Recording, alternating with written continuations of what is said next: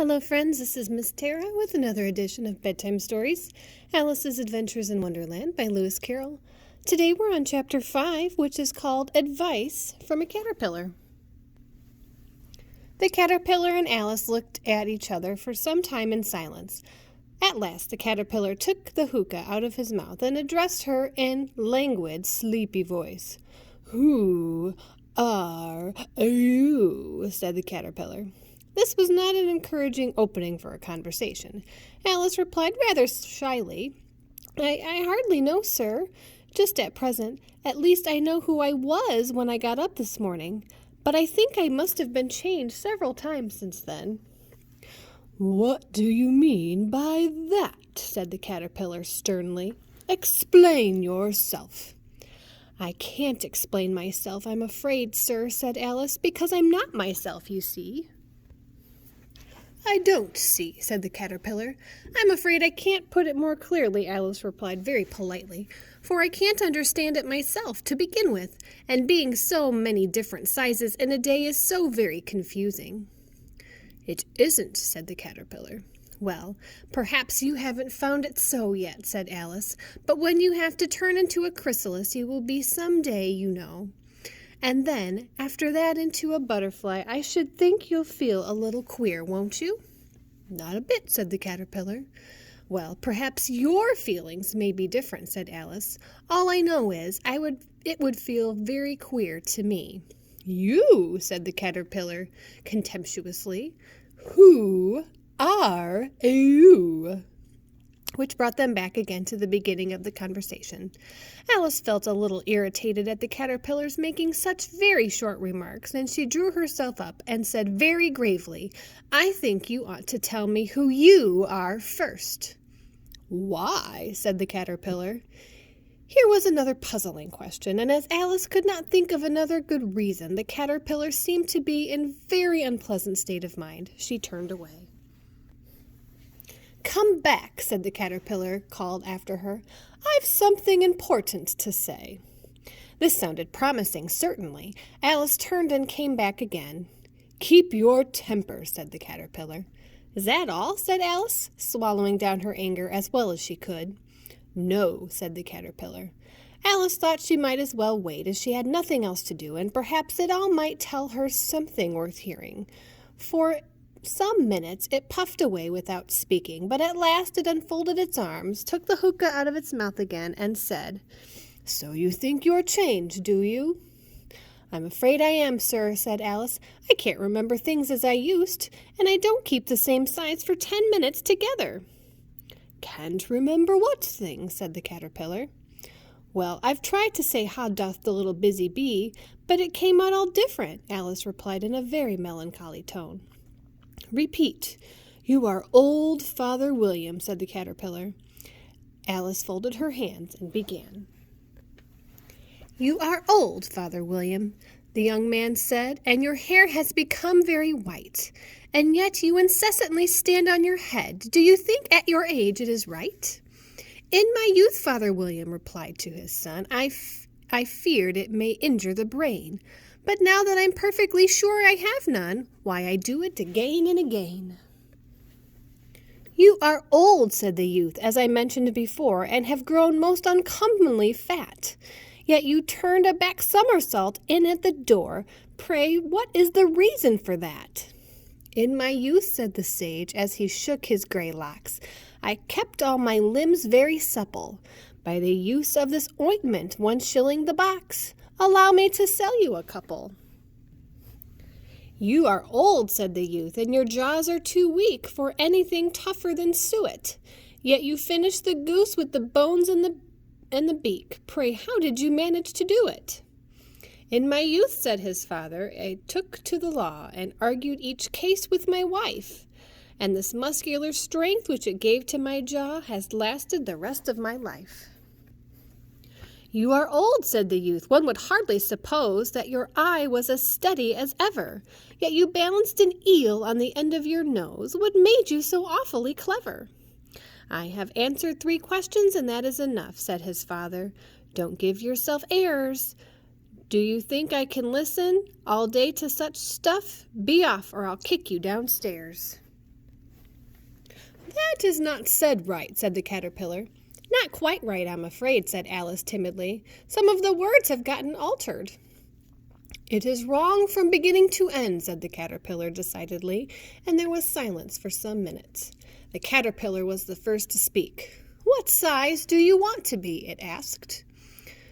Oh, I'm not particular as to size, Alice hastily replied. Only one doesn't like changing so often, you know. I don't know, said the caterpillar. Alice said nothing. She had never been so much contradicted in all her life before, and she felt that she was losing her temper.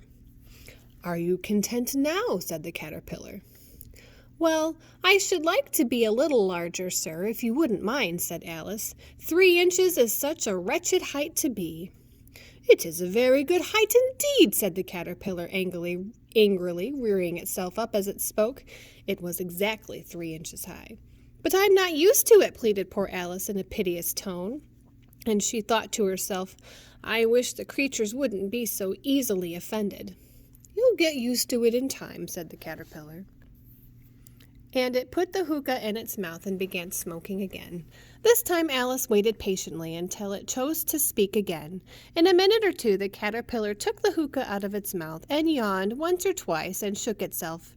Then it got down off the mushroom and crawled away into the grass, merely remarking as it went, One side will make you grow taller and the other side will make you grow shorter. One side of what? The other side of what? Thought Alice to herself. Of the mushroom, said the caterpillar, just as if she had asked it out loud, and in another moment it was out of sight. Alice remained looking thoughtfully at the mushroom for a minute, trying to make out which were the 2 sides of it, and, as it was perfectly round, she found this a very difficult question. However, at last she stretched out her arms round as far as they would go, and broke off a bit of the edge with each hand. And now which is which, she said to herself, and nibbled a little bit of the right hand to try the effect. The next moment she felt a violent blow underneath her chin. It had struck her foot. She was a good deal frightened by the very sudden change, but she felt that there was no time to be lost, as she was shrinking rapidly. So she set to work at once to eat some of the other bit. Her chin was pressed so closely against her foot that there was hardly room to open her mouth. But she did at last and managed to swallow a morsel of the left-hand bit.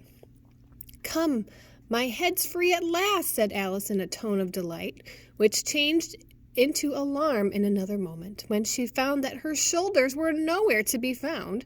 All she could see when she looked down was an immense length of neck, which seemed to rise like a stalk out of the sea of green leaves that lay far below her. What can all that green stuff be? Said Alice. And where have my shoulders gone to? And oh, my poor hands, how is it I can't see you?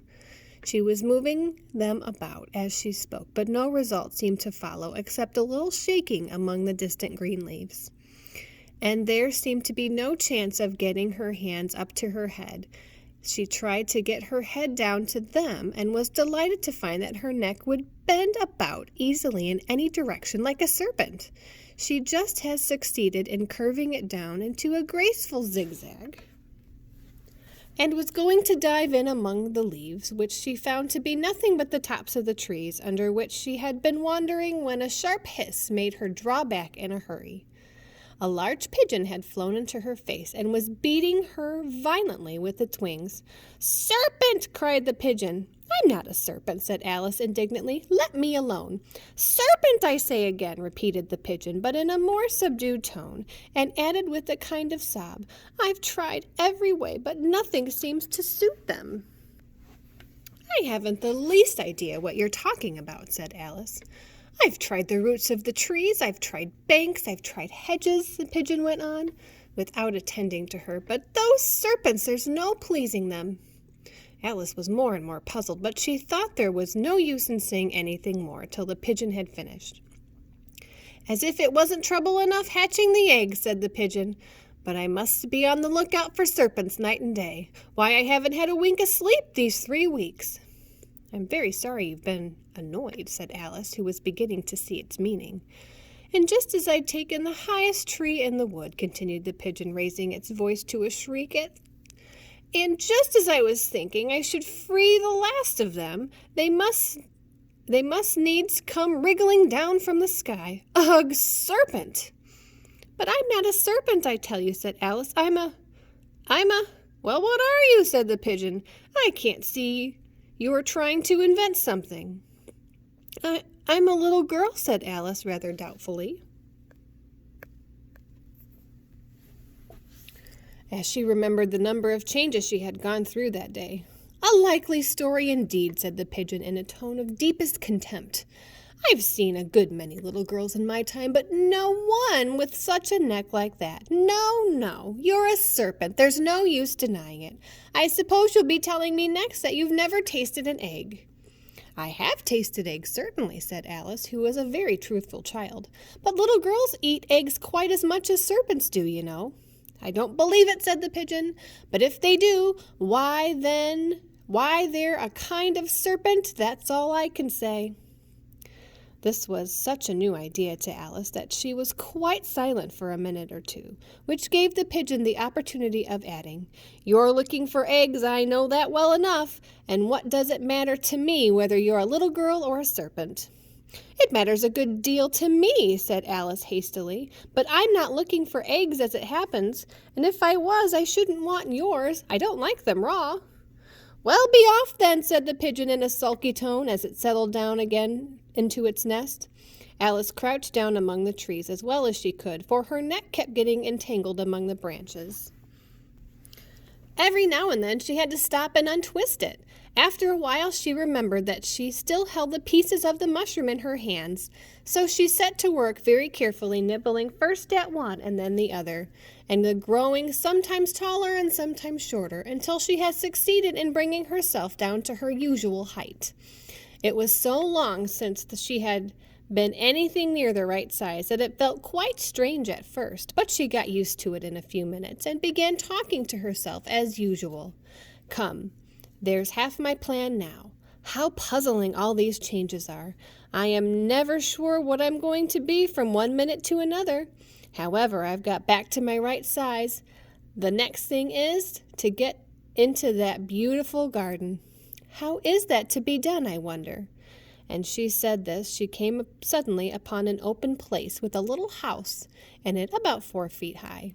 Whoever lives there, thought Alice, it'll never do to come upon them this size. Why, I should frighten them out of their wits. So she began nibbling at the right-hand bit again, and she did not venture to go near the house until she had brought herself down to 9 inches high.